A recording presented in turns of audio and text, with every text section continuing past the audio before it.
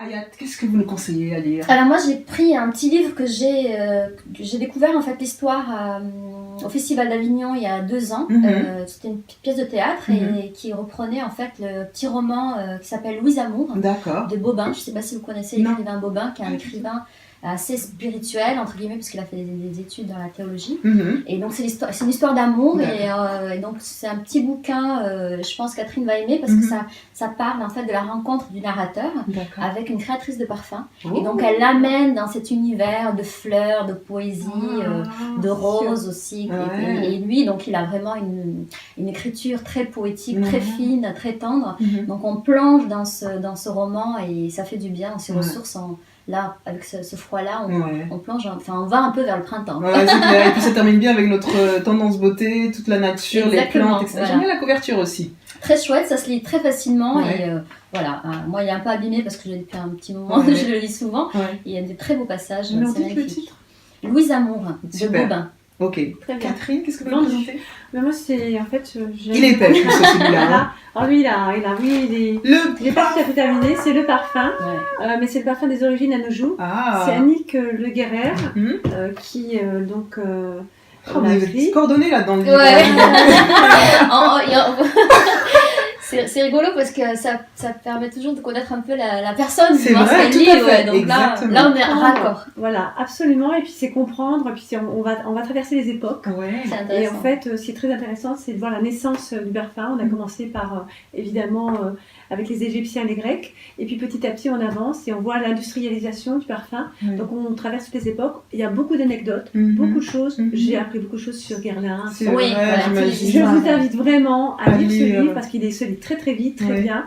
Et il y a des passages tout à fait extraordinaires. Voilà, c'est riche. Voilà. Et puis comme disait Coco, vous savez ce que disait Coco Chanel? Non. Elle disait qu'une femme sans parfum est une femme sans avenir. Ah oui, carrément. Voilà. Bon, moi ça va, donc ici, on n'a pas de problème. Oui, c'est ça. On est très parfumé. C'est clair, exactement. Petite question avant de vous présenter mon bout de lecture, mesdames. De quelle manière vous décidez des choix, des couleurs de vos packaging et de votre marque? Comment vous décidez ça? Bien écoutez, moi c'est déjà aussi au niveau du bureau des tendances, c'est aussi important, c'est de savoir un petit peu, on va pas au hasard comme ça, et puis c'est aussi notre personnalité, ce que ça se dégage, quelle écriture, faut que ça nous ressemble aussi.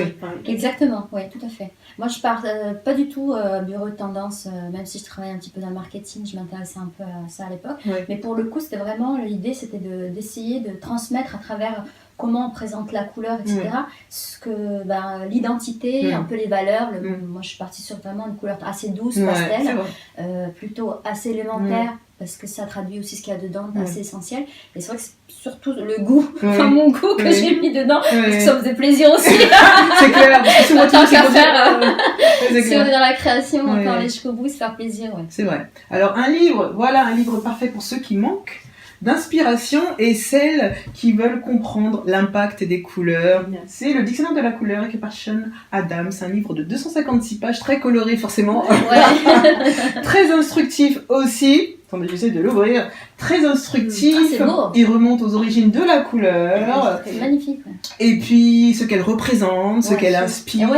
Plein de symboles. À travers 4 catégories de couleurs, vous avez les couleurs chaudes, les couleurs froides, les couleurs neutres, les couleurs spéciales. Et puis il fait cela à travers des domaines culturels variés. Voilà. Super intéressant. Des couleurs qui nous font du bien. C'est vrai, puis on découvre surtout parce que des fois on fait des couleurs. Oui, c'est vrai. Des fois on choisit des couleurs et après on dit je sais pas pourquoi. Il y a quelque chose qui m'a parlé dans cette couleur. Ouais, c'est instinctif aussi. Et puis moi j'ai fait ça justement. Alors je vais vous montrer. Nous, notre couleur chez Masterminder Entertainment, c'est l'ocre. Même aussi. Moi j'ai choisi cette couleur en fait parce que voilà. J'ai choisi une couleur beau. Elle est piche écosse en fait, c'est ça. Voilà. J'ai choisi cette couleur au début parce que je voulais quelque chose de chaud, de neutre, qui attire. Et quand on regarde nos créations, nos posts ou autre chose, on voulait quelque chose que les gens se sentent confortables dans l'écriture. C'est chaleureux surtout. Exactement. Et puis du coup, j'ai réalisé en fait que l'ocre est une couleur qui est mémorable. Donc ça me convenait parfaitement. Et qui représente le monde de la nature, le soleil sur deux choses. C'est la terre, c'est la terre. Exactement, tout à fait, la terre. C'est un mélange entre de couleurs marron et de jaune. Exactement. C'est la rencontre entre ces deux. Voilà. À côté de son bureau, pourquoi pas. Et puis même par curiosité, pour en apprendre plus sur les couleurs, c'est quand même important. Exactement. Souvent, ça permet d'expliquer des choses qu'on a et qu'on n'arrive pas trop à verbaliser. Exactement. Et les couleurs peuvent soigner également. Tout à fait. Exactement. Donc, vous savez que dans certaines cellules, on met les cellules aux États-Unis, on met des cellules en rose. Ah bon? Eh oui. Pour agresser? Justement, c'est le contraire. Pour apporter de la douceur et de la plaisir. Ça pèse beaucoup. Elles sont confortables ces prisons dedans. Donc le dictionnaire de la couleur, 23,65 €, disponible chez Pyramide Édition.